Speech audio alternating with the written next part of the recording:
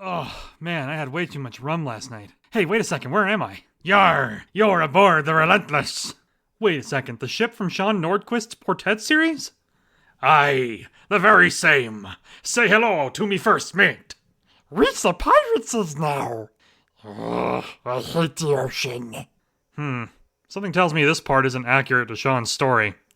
Yar! Of course not! This is all in ye head! Wait, am I dreaming? Is that what this is?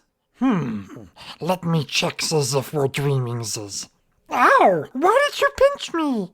No, not a dream. Oh, man, I gotta get out of here. There be nowhere to go. You're in the middle of the ocean. Excuse me. Where has all the rum gone? Oh, hey, loved your movies. Seriously, I need to record my podcast. I've got to find a way out of here.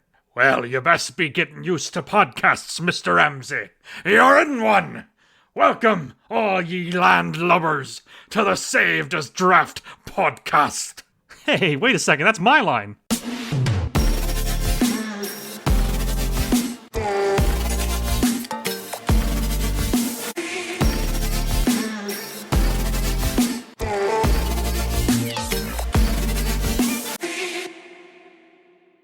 Hello, everyone, and welcome to episode 27 of the Saved as Draft podcast. As you heard in this week's opening, our featured guest today is none other than Sean Nordquist, creator of the Pirates Library publication here on Substack. I had a ton of fun sitting down to talk with Sean, and I learned a lot about him and his work. It's a great interview, so stay tuned to hear our conversation later in this very episode. Before that, I also want to shout out Andrew Taylor and Derek James Kritzberg for nominating me this last week in the Sunshine Blogging Challenge. I'll leave a link to my post about it in the show notes, but in essence, it was one of those things where if you get nominated, you get to answer some questions in a post before nominating a few more folks with questions of your own.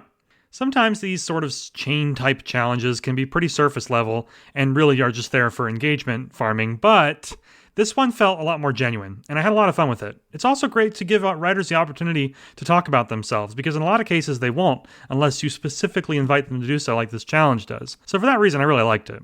A few of the folks I've nominated in my post also posted their own responses this week to my interview questions, and these include authors like Kaylee Robison, Mina Howell, Meg, and Kira Finley, so check theirs out as well. And with all that housekeeping out of the way, let's dive into this week's shoutouts.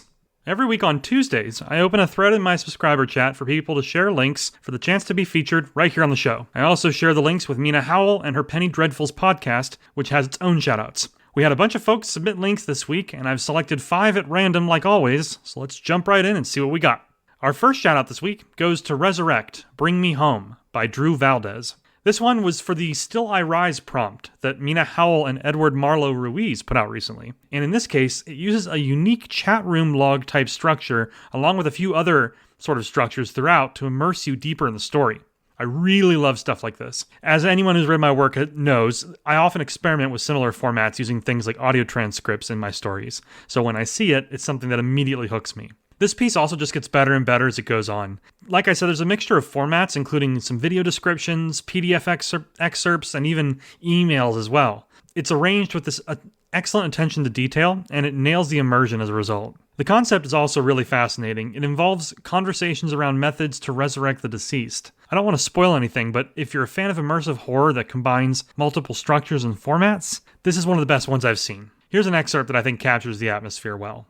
The following is a description of an embedded video file. An obese white male, approximately in his 30s or 40s, lies supine in the center of a crudely drawn white circle. The man appears to be lifeless, with lividity noted along the posterior section of his body. His limbs appear to be slightly off the ground in an unnatural position, possibly due to rigor mortis. A woman, who appears to be the same age, sits within the circle with 5 lit black candles arranged in a pentagon. Her face is covered in ash or soot. I am unable to determine which due to the quality of the video. The female subject holds a small handheld mirror, possibly a rearview mirror from a vehicle in her palm, facing the deceased male. I really love the creativity on display in this story, and the horror is top-notch. Amazing work from Drew Valdez to kick us off this week. Check the show notes for a link. Second this week is Pot Roast and Soul Death, A Thanksgiving Tale by Ava. With a title like that, I honestly had no idea what to expect when I got into this piece, but I quickly found myself grinning from ear to ear while reading it. It perfectly captures the all-too-real stress that comes from family gatherings, especially when you're attending something like Thanksgiving or Christmas dinner with your partner's family. Not only that, but the narration here has this wonderful and unique style and a sense of humor that I really enjoyed. It's also structured into bite-sized sections that highlight different holidays and scenarios, all while carrying through some positively phenomenal characterization throughout. My favorite aspect of the story, for example, was how our narrator has hilarious nicknames for many of the family members. Check out this excerpt so you can see what I mean. A moment later, Depresso emerged. That's Ivy's nickname for boyfriend's sister. I adopted it immediately. Her emotional range runs from quiet dread to seasonal darkness, with occasional glimmers of interpreting clouds as omens. She glanced between us and the table before opting for the gazebo, sat down next to lifeboat Greg, said nothing. Then came boyfriend. He took the spot on my other side, and in doing so, finalized the schism. 5 in the gazebo, 1 at the picnic table, 2 still unaccounted for. Then, like a horror movie jump scare, Tweenie Houdini appeared, 12, feral, and already fluent in escape tactics. She sat with the matriarch out of what I assume was either loyalty or unspoken threat. Or maybe she just didn't feel like dragging a chair in front of God and Greg. That left one. Father.com. I call him Father.com, not because he's tech-savvy, he's definitely not, but because Ivy built his website and got ghosted harder than a 3 a.m. Tinder match. I had to grab a good excerpt with several of those iconic nicknames. This was a really cool read, I had a lot of fun. Check the show notes for a link. Third this week is Still by Laura Catanzano. This is a gut-wrenching poem that Laura published right before July 4th, which of course is Independence Day in North America. It's no secret that our country is in a very bad place. It's one of those things where I personally struggle with how I can help as an individual, but Laura's poem here does an absolutely amazing job of calling out some of the things happening beneath the surface. Sometimes, even just awareness alone can plant the seeds for change. Just talking about the problem can, at the very least, bring it to light, in my opinion. So, in addition to the subject matter being incredibly poignant, Laura's poem is also beautifully written from beginning to end. Here's an excerpt that I really enjoyed. Still, the libraries hold their kindness, even as their books are gutted to the spines. Subtracted, abstracted, redacted. History? We signal celebration. Sparklers and s'mores. While the books, oh, the books, their pages bleeding, red and white and blue. Incredible work from Laura this week. Make sure to check the show notes for a link. Fourth this week is This Is Not Real by River. Yet again, I've discovered a new writer via these weekly shoutouts, and yet again, I am utterly blown away. I love how this happens every week. It's one of my favorite parts about doing the podcast. River in this story describes this piece as a short story about hiding our dark nature from ourselves and everyone else. And honestly, that's a perfect pitch. This story does a really good job of delivering on that promise as well, quickly and throughout. Not only is there palpable tension, but the protagonist spends a good portion of the story trying to separate a nightmare they had from the events of reality, and the line is a lot blurrier than you would expect. The character development here is also spot on. There's a few lines that cut straight to my heart personally, and while the story here is fictional, I think the themes about what we hide from the world really resonate. Here's an excerpt that I enjoyed. The house shackles me in its silence. A modern build, big enough for a growing family, with soundproof walls. It was advertised as no street noise. The walls serve dual purpose. Noise does not come in, nor does it go out. Oh God, what have I done? What if they find out? What will I do if someone finds out? The dream was unnerving, not just due to the intensity and clarity, but due to its sudden reappearance. I thought things had been fine. I thought I had been fine. I am fine. It was just a dream. Just a meaningless subconscious rambling. I'm almost positive it wasn't real. Yet it swirls through my mind, refusing to let go. Amazing work from River. Check this one out. It deserves a lot more likes, comments, and restacks. It's a really amazing piece. And our final shout out this week is That's Just My Luck by Anton Anderson. This piece is from Anton's Tales of the Seekers universe, which exists across multiple published works. As a fan of connected universes, that little fact immediately captured my curiosity. As with any good standalone piece like this, the story works perfectly on its own, without having to know the broader universe. That's a key element in projects like this, so it's awesome to see Anton has already nailed that aspect of the world. The story here opens with some world building in the stage setting before introducing us to Kana, who works for Union. She works a desk job providing everything from financial services to troops and transportation to members of the Union. It's a really cool piece and a slice of this larger universe that affords us a look at the day-to-day lives of its denizens. I particularly enjoyed the dialogue here as well. It felt very punchy and natural, doing a great job of showcasing each character's personality, regardless of how much time they spend in the story. Here's an excerpt I enjoyed. However, it was the third client who caught Kana's attention. Looking exhausted and angry, with her tail swinging wildly, she barged in, hitting the door against the wall, and went straight towards Kana. "What? Oh, that's just my luck," the client uttered. "I'm here to get my insurance, and fast." "What happened?" The burning red eyes widened. "What happened? What happened? Those imbecile miners dropped a huge chunk of the crystal on my stall!" Yeah, it made sense. Even though the lower levels of the giant crystal of the big market were now hosting shops, inns, and offices like the apparitors, the upper levels were still mined. Kana imagined a chunk of the colorful crystal chip falling off right into the stall, crushing it and showering everything around it with debris. Awesome work from Anton. And honestly, it makes me want to dive deeper into this universe. Check the show notes for a link. Next up, we'll take a look at this past week's Power Up Prompt Level 3 stories. This week's Power Up prompt was horror, and we had a bunch of authors bring the heat with their own takes on the character, conflict, and setting that I provided. I also have a couple stories to shout out from last week's prompt that showed up after I recorded the episode. Let's dive in and find out what makes these Level 3 stories unique and well worth your time. First up is The Floating Isles by Mary Ellen Brady. This one is for last week's fantasy prompt, but it's another wonderful and whimsical piece from one of the most magical writers that I've honestly ever read. It achieves some positively amazing world building over the course of the story, with some amazing imagery and wildly imaginative elements that weave in the pieces of the prompt. It's really, really good. Second is another piece from the fantasy prompt that I simply had to shout out. Now see, I know the word limit is technically 2.5k words, but I not so secretly love it when writers are also inspired by the prompt so much that they create an entire epic story or series. And that's the case with Magic in the Wind Part 1 by Elizabeth. It's a cozy romantasy that spans over 10,000 words, and the best part is that it's just getting started. It's a story that immediately welcomes you into its world like a warm hug, and it won't let you go until it's done. Next up is our first story from this week's prompt, the horror one, which is Abyss by Brett. This one blends some sci-fi with horror, and you all know that I love mixing genres. It's a piece that drags you down into its palpable atmosphere before delivering a 1-2 punch in the final act. It perfectly blends the elements together as well, offering a nice dose of sci-fi for good measure to give its world a unique flavor. Excellent work from Brett.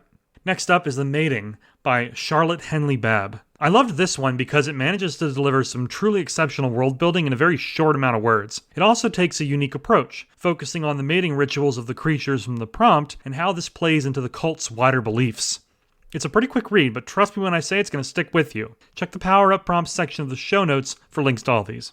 And our third story for this week's horror prompt is The Acolyte by Mary Ellen Brady. Remember how Mary Ellen did a wonderful and whimsical fantasy story for last week's prompt just a second ago? Well, you're about to find out why she's one of my favorite authors, because within the span of a week, she's managed to turn around and write one of the finest cosmic horror stories this side of H.P. Lovecraft. Mary Ellen's ability to shift genres without missing a beat is something that I think indicates a highly talented writer, and this isn't the first time that Mary Ellen has delivered some exceptional horror either. In this piece, we get a dose of her signature world building right before descending into insanity as we peel back the layers of an unknowable truth.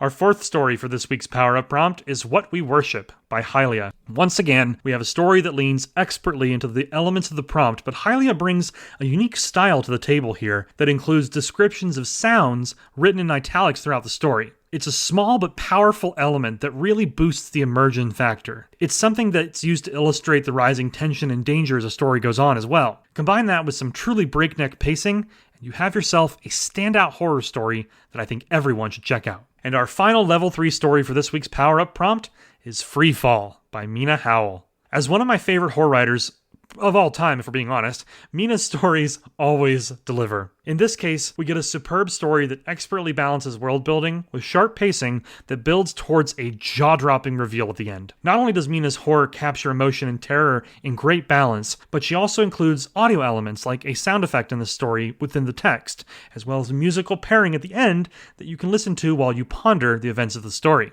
Thank you to everyone who participated in this week's Power Up prompt. I really enjoyed reading your work, and this week's poll decided that our next prompt is going to be romance, so stay tuned for that. Make sure to check the show notes for a link to all this week's Level 3 stories, as they are all well worth your time. And next up is this week's writing discussion.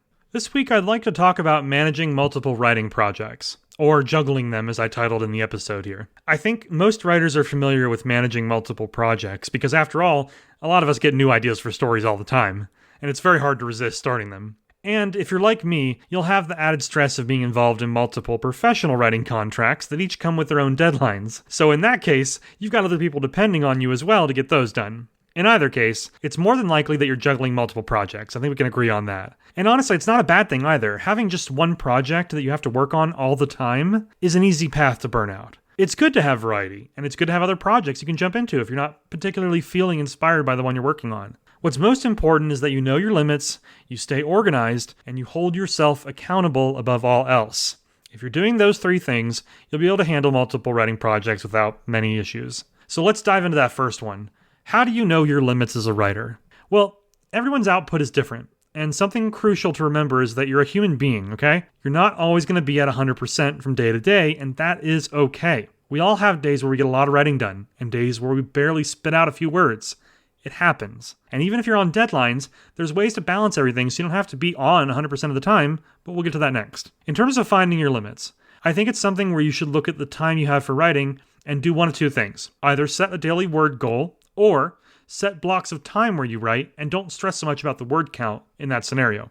Now, of course, if you're contracted to do a certain number of words, the former is best because it will get you to your goal. However, if you're just writing for yourself or Substacks posts, you can take some of the pressure off yourself and just set blocks of time instead of trying to adhere to a word count each day. And this segues nicely into my next point, which is to make sure that you don't overpromise and underdeliver. Part of knowing your limits is being realistic with what you tell people you can do.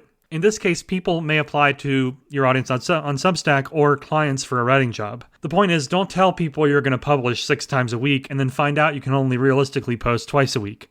Start with that lower posting schedule and work up from there. It's important to set expectations and stick to them. At the end of the day, in my opinion, consistency is the most important thing.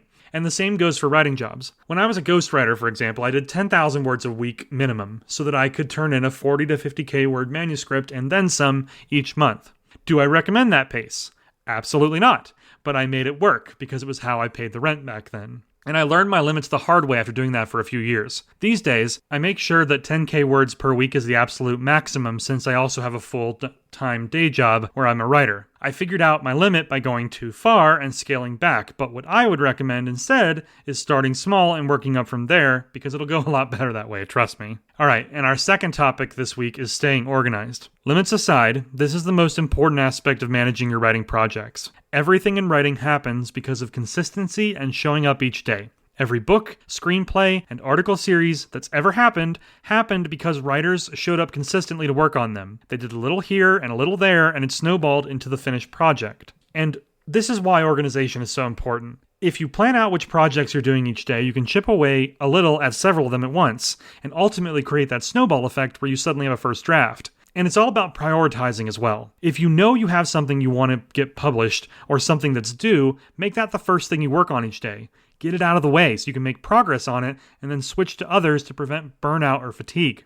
This kind of organization will yield results. Again, it's not about being a super writer that does 10K words in one sitting. It's about being the writer who shows up consistently and does a few hundred words here and there, which will ultimately get them to their goals as a result. Okay, our third topic is holding yourself accountable. Accountability is so important, and while there are plenty of scenarios where your audience or your client, if you're a professional writer, is going to hold you accountable, the only true recipe for success in the long term is to be holding yourself accountable above all else. And there's a fine line here too. Holding yourself accountable means setting goals or deadlines and sticking to them. It means making the call when you're exhausted. Do you push a little further, or do you rearrange your schedule to create some time to rest? These micro decisions are very important, but equally important is that you don't beat yourself up. Accountability isn't about being harsh on yourself, it's about recognizing the goals or deadlines you have and doing everything in your power to meet. There are going to be things outside your control. There's going to be days where you don't get enough done, and that's okay. It doesn't mean you failed to hold yourself accountable. All it means is that you need to re-strategize and reshuffle your schedule to account for the new scenario that you now find yourself in. It's about picking up the pieces when things get tough, dusting yourself off, and taking a step back to find out how these new pieces fit together. And of course, all of this is easier said than done. But as someone who recently adjusted my Substack schedule to ensure I have time for my other projects, it's so incredibly important to long-term success and honestly your happiness as a writer. So remember, Every day is a new opportunity. You don't have to finish everything in one day, and you're allowed to rest when you need it. Doing less work on one day just means you'll have the energy you need to do more tomorrow. So remember, all about balance. Okay, that's it for this week's discussion. Let's get on to our featured guest interview. This week, I'm very excited to welcome Sean Nordquist to the show. Sean and I had an amazing conversation about his creative journey, and we discussed the community here on Substack as well and how much it means to us. So without further delay, let's jump into this week's featured interview. All right, everybody, and on this week's episode of the Saved as Draft podcast, I'm very excited to welcome to the show writer, reader, and storyteller Sean Nordquist. Sean, thank you for being here. Oh, thanks for having me. So for our first question, let's start off by having you tell us a little bit about yourself and your creative journey thus far. Oh boy. So I'm old. I've been around the block a few times. Let's see, born and raised in Southern California. Now I've been living in Florida for over 30 years. Um, I've got two kids who are both young adults now. And yeah, so I've worked in a number of industries, but throughout them all, whether I was in nonprofits or the service industry or tech, writing has always been a thing for me. I wrote my first short stories when I was a kid, a little kid, probably about my goldfish, and my, and then I was a big fan of fantasy. My mother and father both read to me extensively. Both of them were teachers, so it was very much it was book reading was what you did. My dad was a history teacher. My mom was an English teacher. My mom went on to become an ordained minister later in life, but never lost any of her love for reading and writing, and they really instilled in me a love of books. And I realized that early on, I was like, hey, I'm a pretty good storyteller. I can I can put together ideas and basic plots and things like that, and wrote stories from as long honestly I've been writing stories as long as I can remember. And a lot of that is translated into some professional opportunities, not as a published novelist, but in writing things like newsletters or press releases or website content, or stuff like that that I've been able to to bring along my career path. I stopped writing for a long time. I think part of it was just that was the way things happen in life. I had a career, I had family, I had all these things, and I wasn't really doing much in the way of writing. I was actually got my writing rekindled from all things seeing the movie Pirates of the Caribbean, and it was, I think, like many people, was like was blown away. It had been one of my favorite rides at Disneyland when I was a kid growing up in Los Angeles, and then when they made it into a movie, I fell in love with it. I fell in love with the romantic nature of the pirate stories, but then I really dove into it from a historical perspective and realized how much really interesting and cool history there is tied up with that. And so I started writing my own pirate story. I was doing it as a serial on some message boards that I was a member of, mostly just for my own fun and for the of my friends on the message board.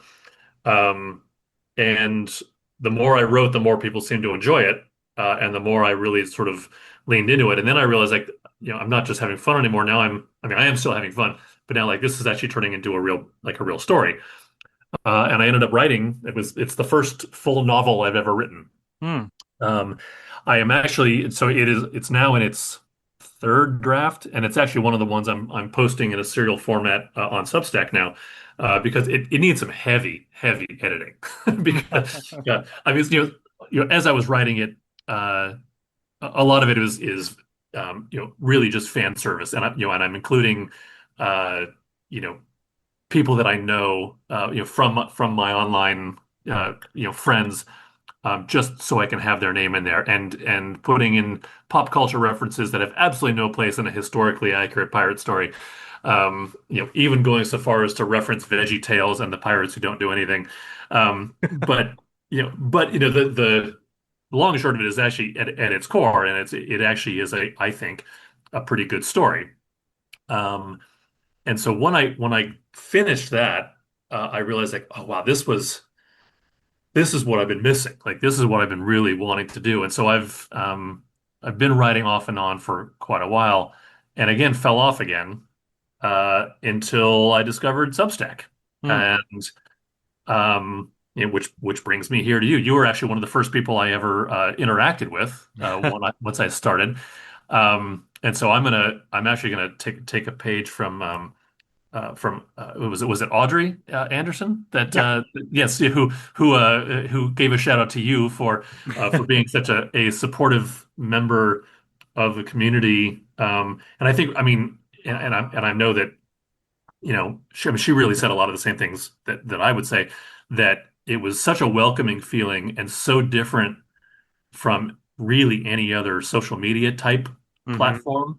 Mm-hmm. And then I've really just seen that time and time and time again. And I've really made these connections with people on Substack that has really sort of sort of expanded. Like the more I write, the more I want to write now, and I have not felt this um sort of creatively like fire hose in a very long time. And so I mean, as anybody who follows me knows I've got three different serial stories going right now that are in completely different genres. Um, and it's all I can do to not start a fourth and fifth, for one of each day of the work week. Because I do have a real job that I actually have to spend time on. So Right. that was a really long answer to your first question. So No, that was fantastic. No, I loved all of that answer. That was amazing, and I like how your parents were so supportive of like reading and writing from such a young age. Because I was curious, obviously, how you became a writer, and it just seems like one of those things that was kind of instilled from the beginning, which is amazing. well, and they continue to be my biggest supporters. They are they were the very first two paid subscribers to my Substack. That's So amazing. I love Um, it. in fact, my father even went so far as to become a founding subscriber of my Substack. But my mother was first, so that is their two claims to fame. But yeah, they and you will see if you look at comments and stuff from my weekly posts, you will see comments from usually from my father, but from both of them. They're incredibly supportive of me even now. I mean, I'm 55, okay, and they're both in their 80s. They are still very much my biggest fans and cheerleaders, which is I know I'm very, very lucky to have that. That really is like incredibly heartwarming to hear, and I love that. That is so fantastic. I will also as a disclaimer, anything you read that is disturbing or sad or hurtful does not in any way, shape, or form come from any trauma associated with my parents, just so you know. Good, good to know. Good to know.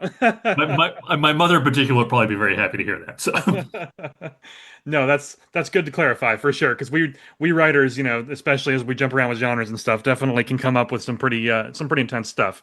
yes, And yeah, it's more often than not that you assume that it's based on real experience, but we just have good imaginations. So right. Yeah, I have a really great imagination and a very good support system. So good, good, good, good. No, I love that. That's absolutely fantastic. So I guess you mentioned that you have three different series going on right now on your Substack. Would you be willing to kind of give us a quick little pitch for each of them? I'm curious. sure, You sure. said It's that it's different genres. Yeah. it was never my intention. I was going to sort of stick with one and then let that one finish out and then go to the next one. But um, this is a sort of again you will find I side quest frequently. Mhm. Um, I really started with the Shadows Under the Palms series, which began as a sort of noir mystery fiction story. It's a detective story. It's set in St. Petersburg, Florida, which is where I live, but in the 1950s. Mm. Um, and uh, it's weird because I've never written a mystery or detective anything before in my life. Um, I've never written anything in the 1950s really before. I mean, but the whole thing came about. My I was I've been a big fan of uh of noir films and Dashiell Hammett and the Sam Spade books and all of those. Humphrey Bogart is one of my favorites. And I was driving.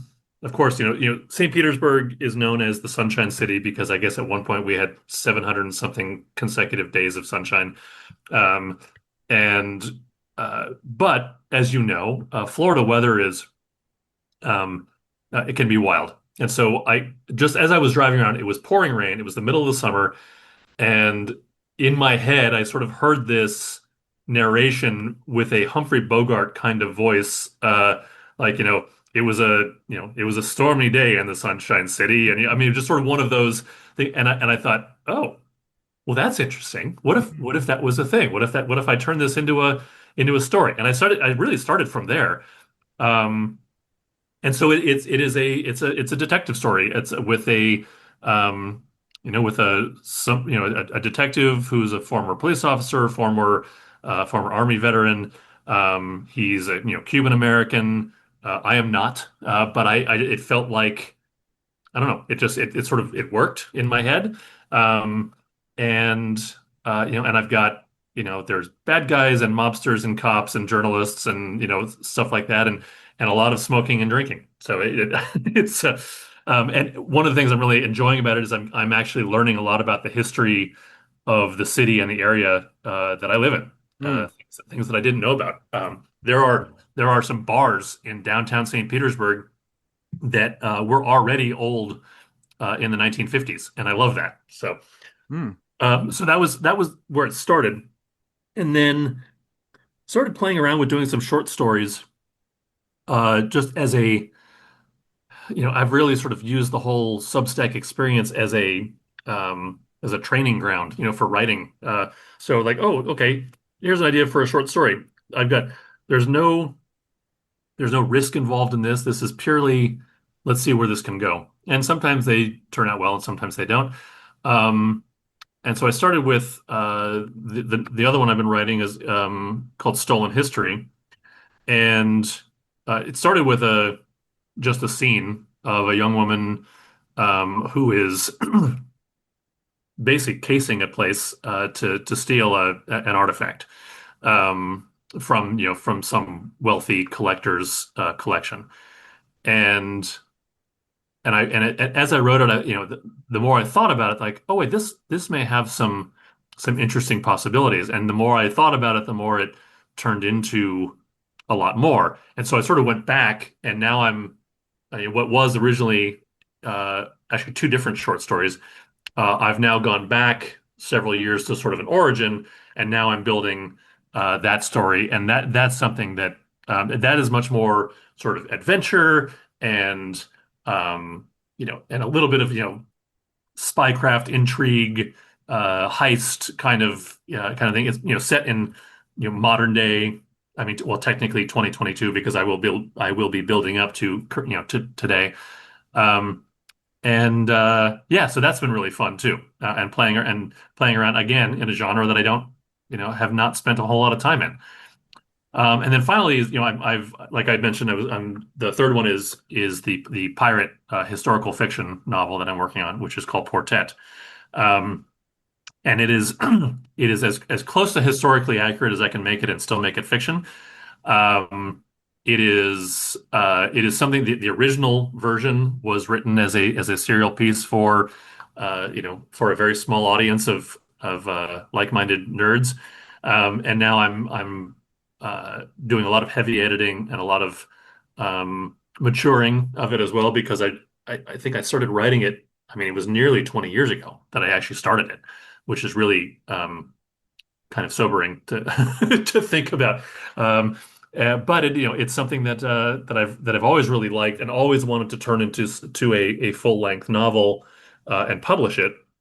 And so I figured one of the best ways for me to commit to editing it is to approach it in the same way that I'm doing these other ones, which is doing it serialized. And I realized that from my original version, the chapters are some of the chapters are 4 and 5,000 words long.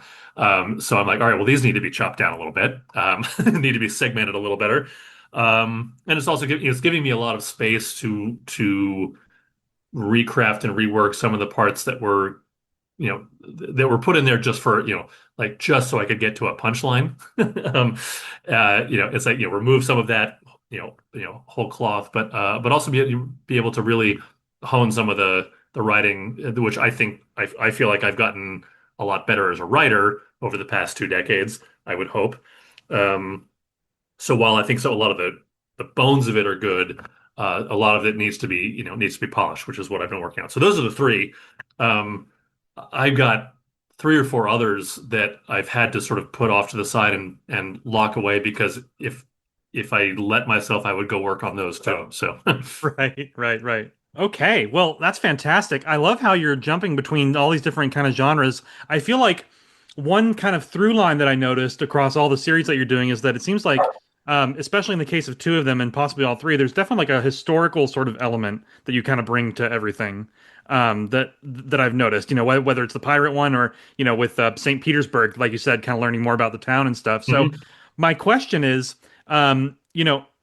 as someone who's incorporating those kind of historical elements, what's your process for research and how many hours do you spend, kind of on average, to kind of prepare for these sort of stories? It sounds like they're really in depth. Well, I mean, preparation is probably the wrong word. Yeah, I am like I love history. I always have, and probably a lot of it comes from my father being a history teacher. But even so, his his approach to history was always really about people and culture, and why the way things happened did, and what the people were doing and thinking about and experiencing at the time. And it's not about, it wasn't about, memorizing dates and when, and on this date this happened, and this date this happened, and here's the war that was fought, and it was really more about like, who were the people involved and how did they end up there and what were what are some of the implications of, and so that is, I think, really sort of permeated everything that I've ever done. I like to know, um, I'm a huge fan of backstory. I've been accused, mostly by my wife, of putting too much backstory into a simple conversation that doesn't need to have it.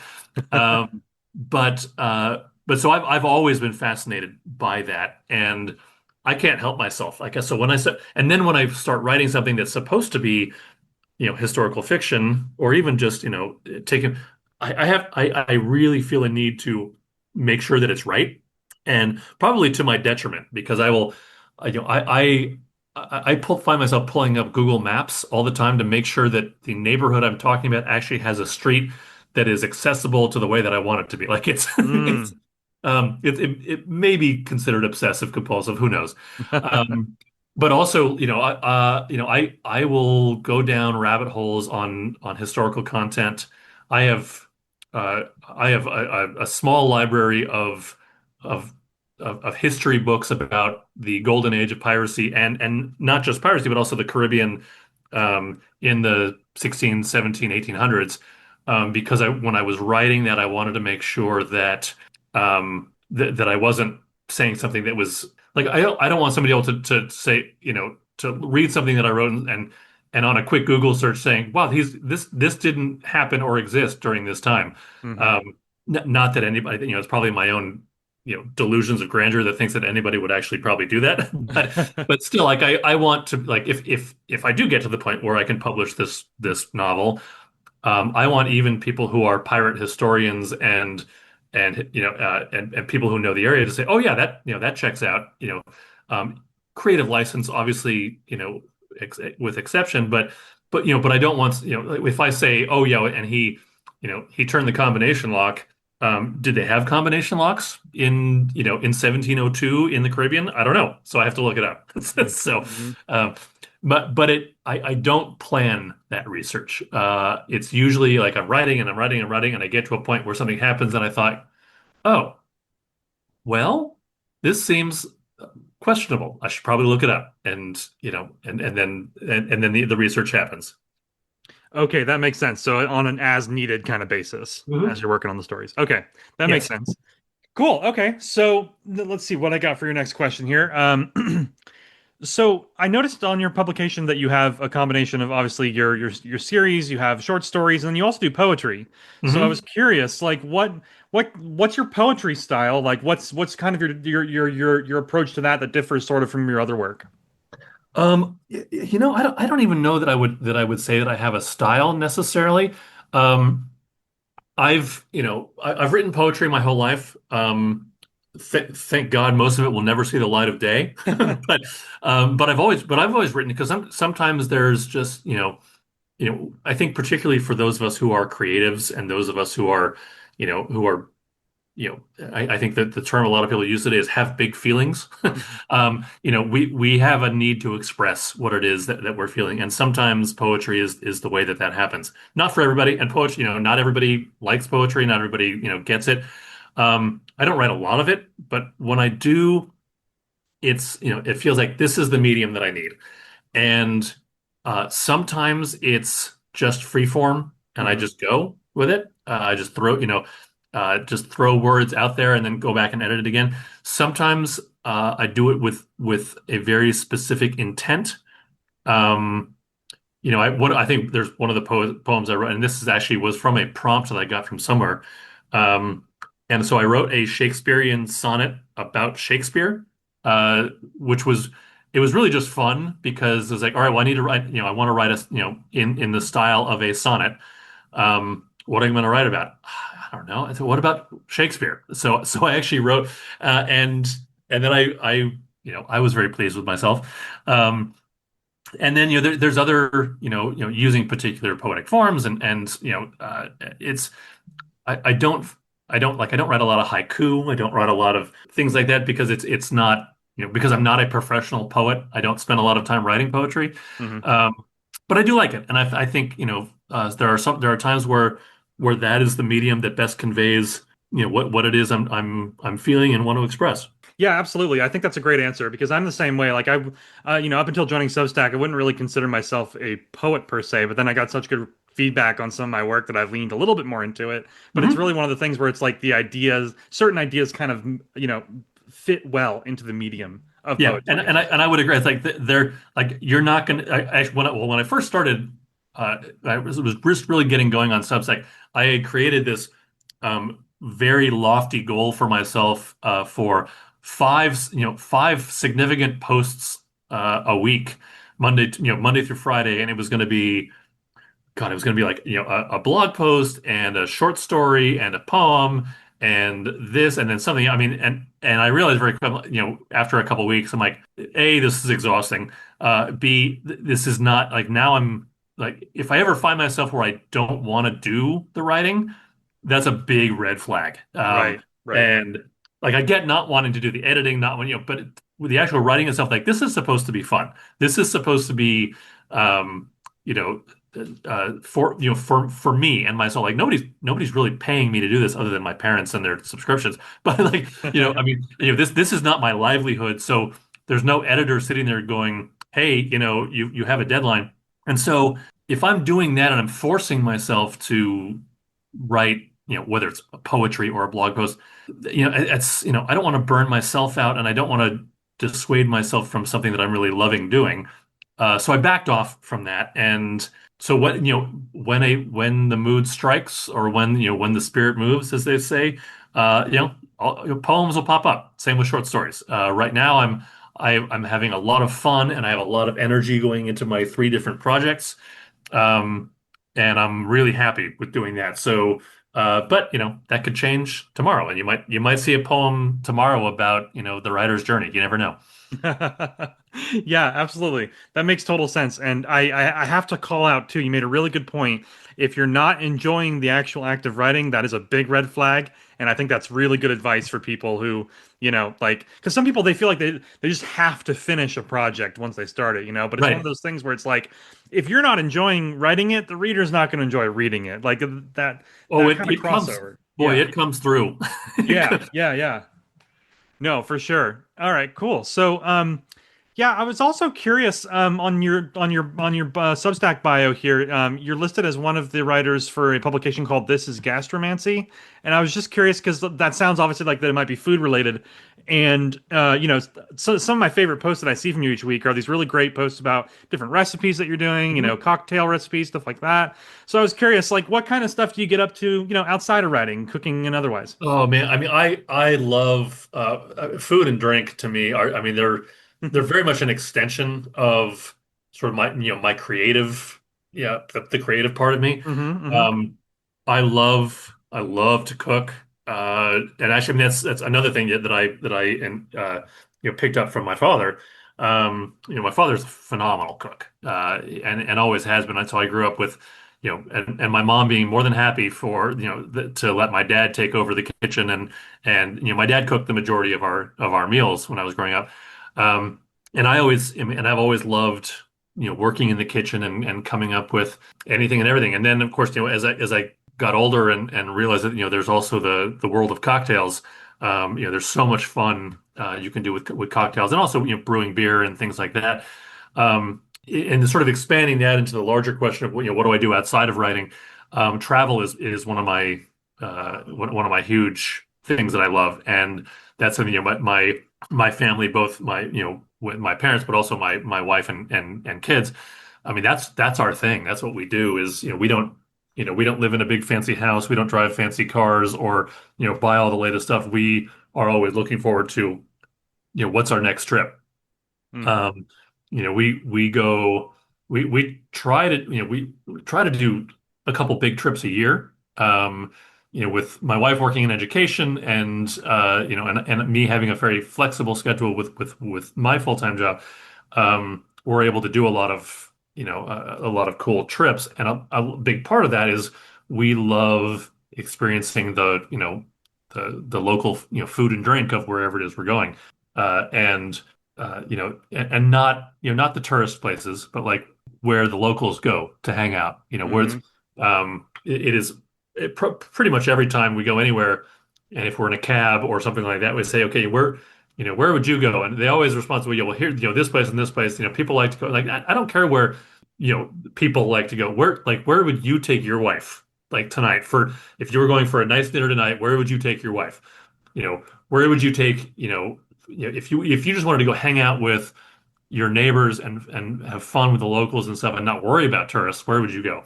And that is always, we've never been disappointed by by following those recommendations. And I've frequently come back with ideas for recipes, ideas for cocktails, things like that. Just I'm all about the sensory experience. That makes sense. Yeah, yeah, yeah. That's great travel advice too. Trying to find those hole in the wall places that are like the locals' favorites. That's Oh definitely good. yes, for sure. Yeah, yeah. I've definitely heard that before, and I wholeheartedly agree based on my travel experiences. So, it sounds like I have to imagine, all like between your love of travel and then obviously like earlier I think you mentioned that one of your series ideas came from a drive in the rain. I'm just curious, like where'd you say your main sources of inspiration come from? Is it those kind of experiences, or where do you find yourself kind of getting story ideas most often? Oh, I mean, yeah, I mean, it is from, it's from real life. And I mean, and obviously I'm influenced by other media. Hmm. I'm a big fan of movies and books and, TV shows and stuff like that. I'm not a huge fan about like regular network TV series, you know, um, the formula stuff on broadcast. But, there's some really cool stuff out there that is different, that is interesting. And so, some of it is way outside my usual wheelhouse, which I love. Um, but I like, I think, but probably above all of them, traveling is probably one of the biggest influences because I mean, I'll tell you, from being able to I've been been in Scotland, being in Spain, being in Peru, the Caribbean. I mean, all these kinds of places. You stand there, particularly some of these places that have been, whether they're significant historical sites, or they're sacred sites, or just really cool natural wonders. Um, you can't help but be inspired if you have any piece of you at all that has a creative streak to it. You can't help but be inspired by these places. I have now I will say I have zero artistic ability whatsoever when it comes to painting, drawing, anything like that.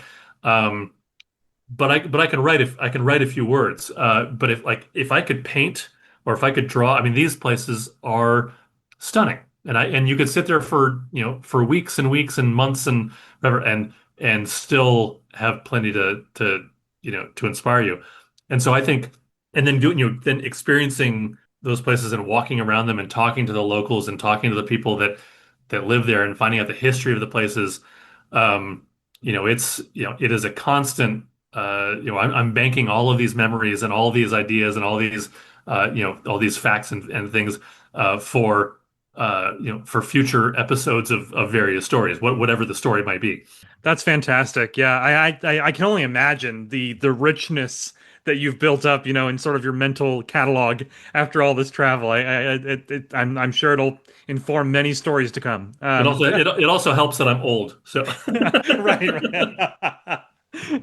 So, yeah, my next question is, are you working on anything outside of Substack, or is Substack really kind of your main hub right now? right now it's my hub. I do have somewhat of a of a grander plan in mind. But it really, but I'm sort of setting that aside, not aside, but sort of keeping it in the back of my mind while I work on, because I know if I try to do too many things, then none of the things are going to get done. Right. So I'm really focusing on the stories that I'm working on Substack, with the idea being that that down the road, these are all laying groundwork for some grander plans. I think, and we're seeing with a lot of the other writers on Substack where they get to the end of a particular story, and we've read all of the serial episodes, and then the whole thing gets moved behind a paywall because they're editing it as a full novel that they plan on publishing. I like the idea of that model. Yeah. I think it helps for me anyway. It helps with the editing. It helps with feedback, and it also I think it begins to build a a base of support for when your book comes out. You say, hey, you know what?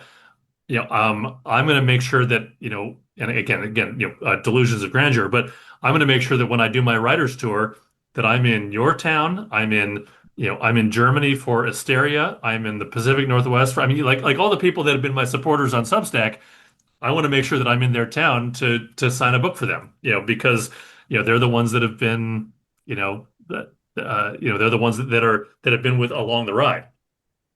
Yeah, absolutely. I wholeheartedly support and agree with that. And that's interesting. I've heard a lot of different models in terms of like how to kind of serialize work and stuff. And so what you suggested just now, I think is pretty good, and it rewards obviously early supporters by, putting out the serialized chapters and then paywalling it when it comes time to, kind of correlate everything.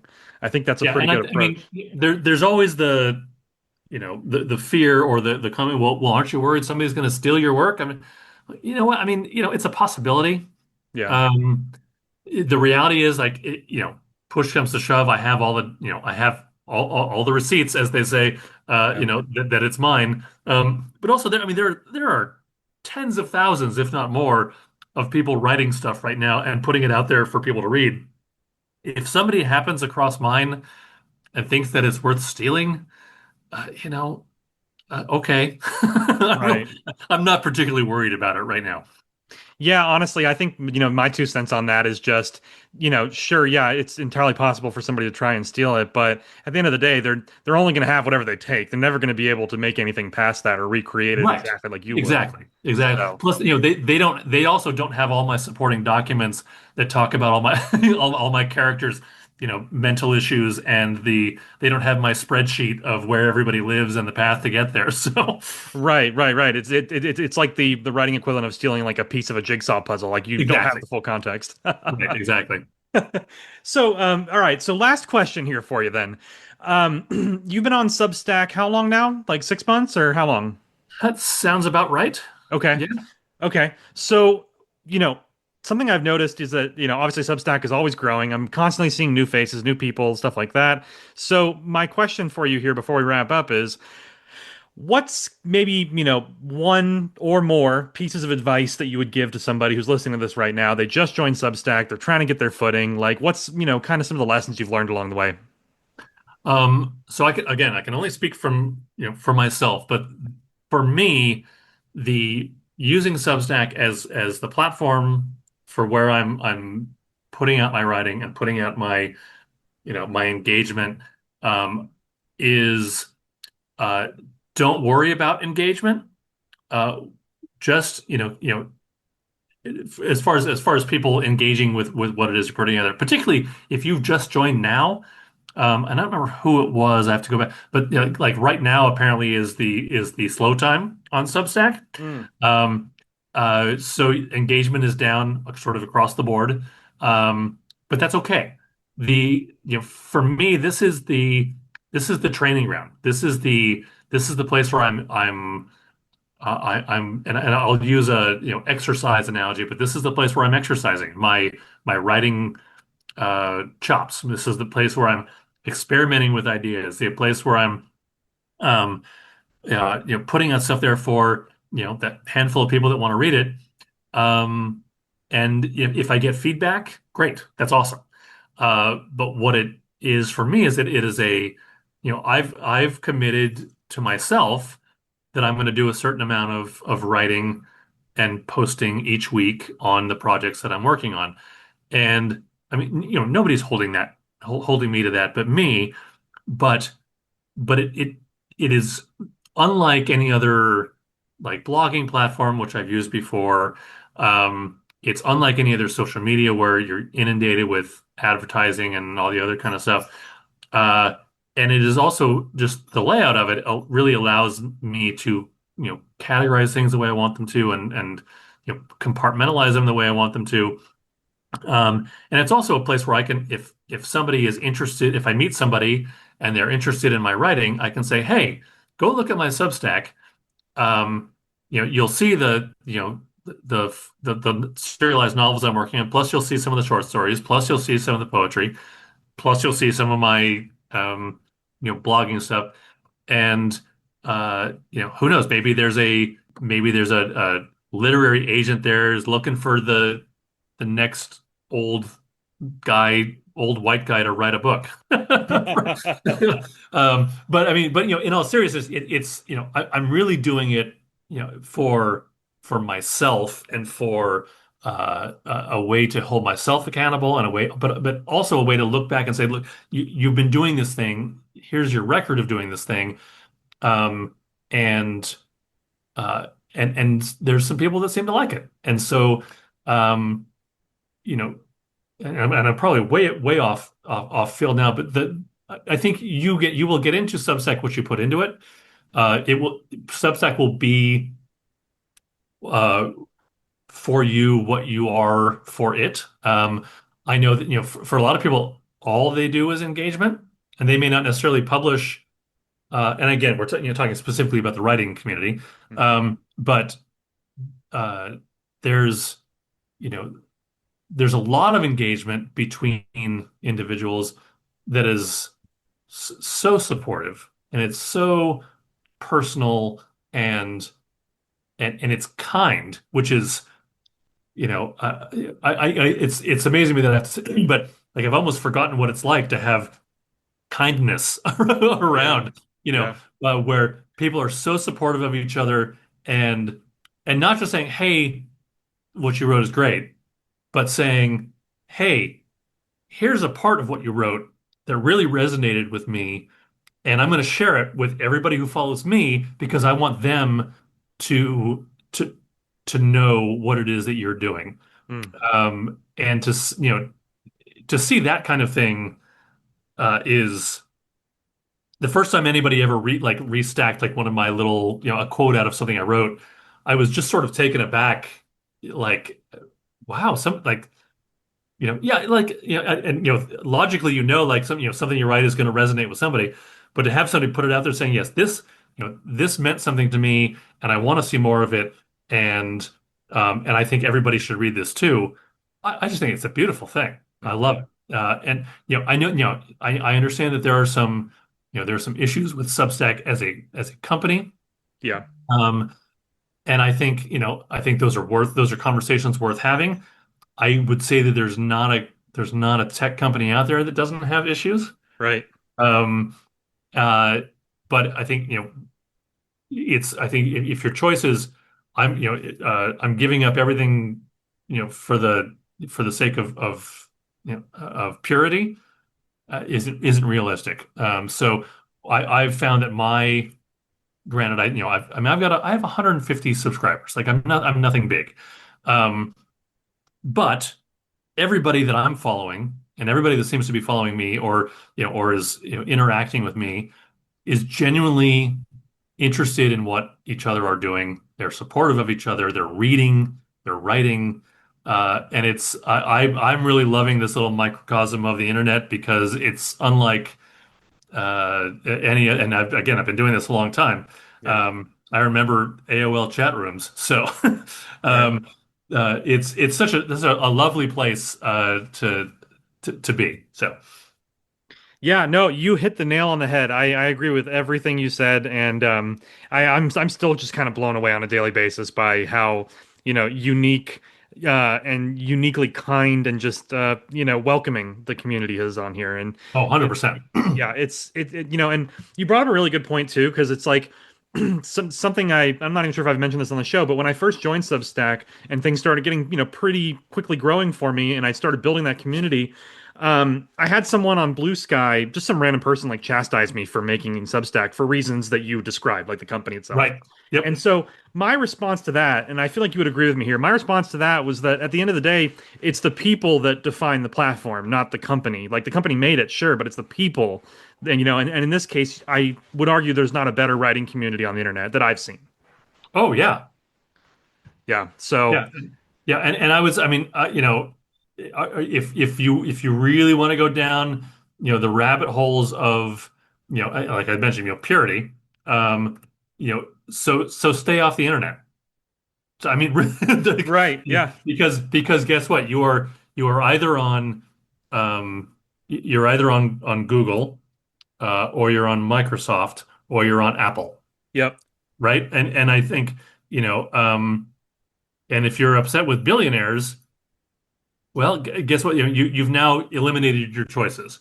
yeah, So yeah, let's if we can create a good, supportive, positive community here, let's use that. Let's use that to continue that.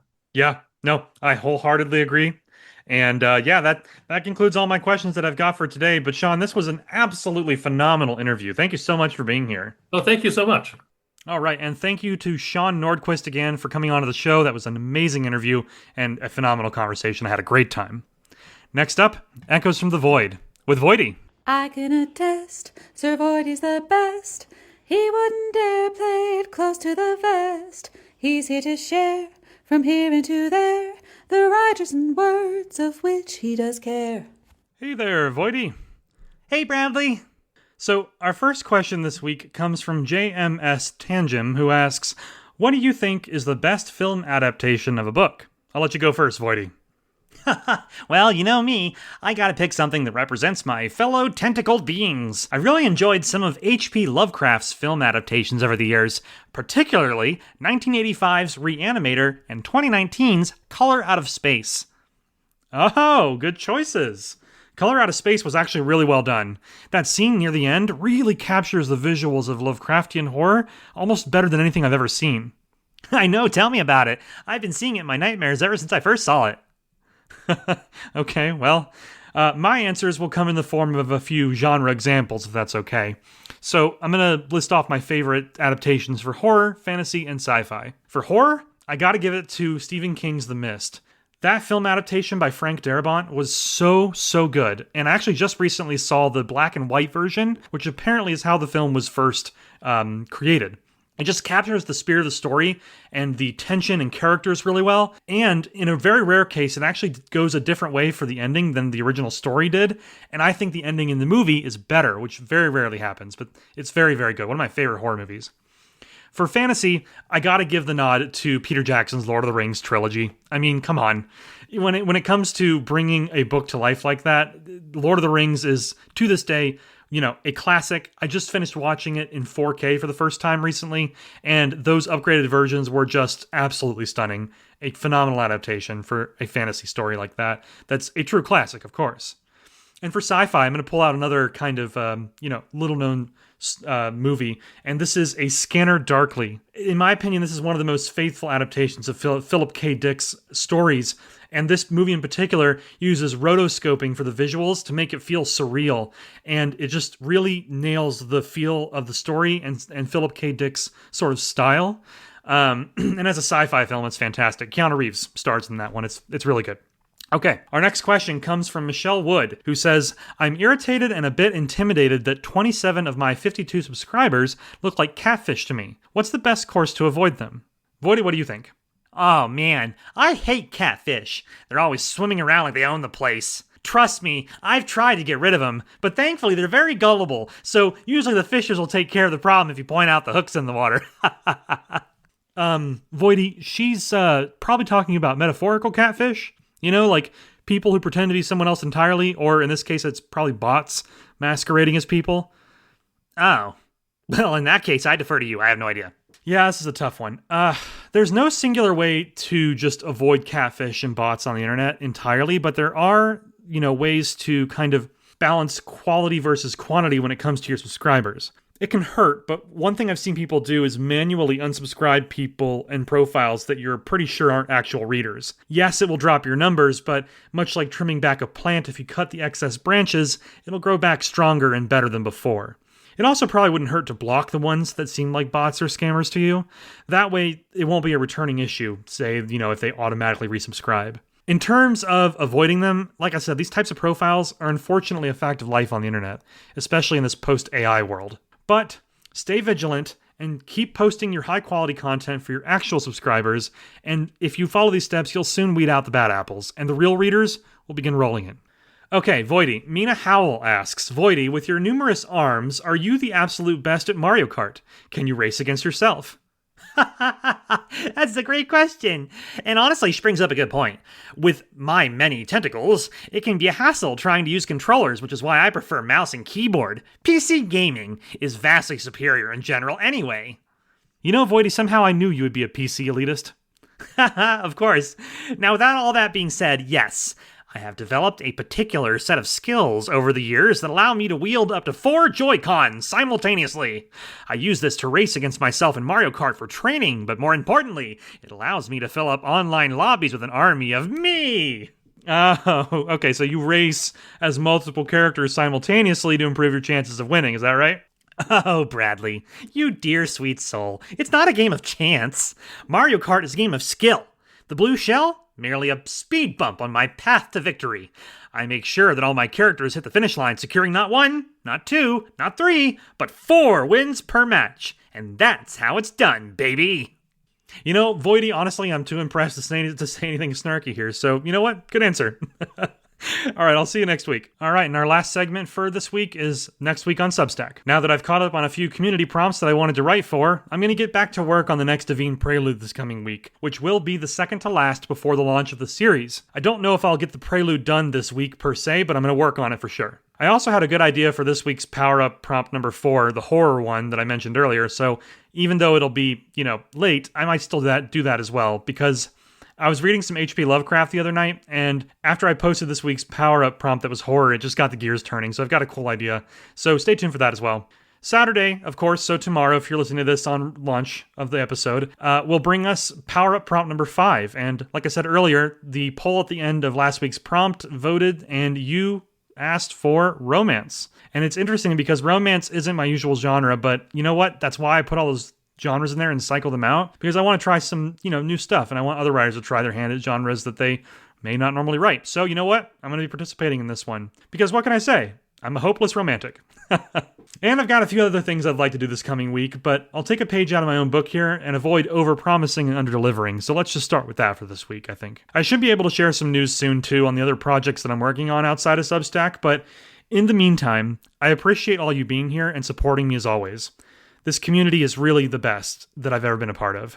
And with that, we reach the end of the episode, my friends. I'm wishing you all a safe and productive week of writing. This is Bradley Ramsey, signing off.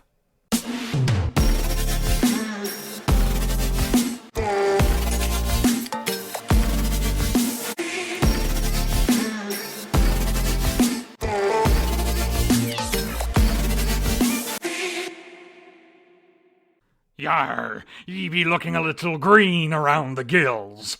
A first mate like you should have his sea legs. We don't have sea legs. We has regular legs. He's not talking about our real legs. He's... Oh, yep, and there he goes. Hey, Mr. Pirate, when are we heading back to the shore? Yar, we go where the tides take us. Great. Wonder if I can find Wi-Fi out here. God, my boss is gonna kill me if I don't show up for work on Monday.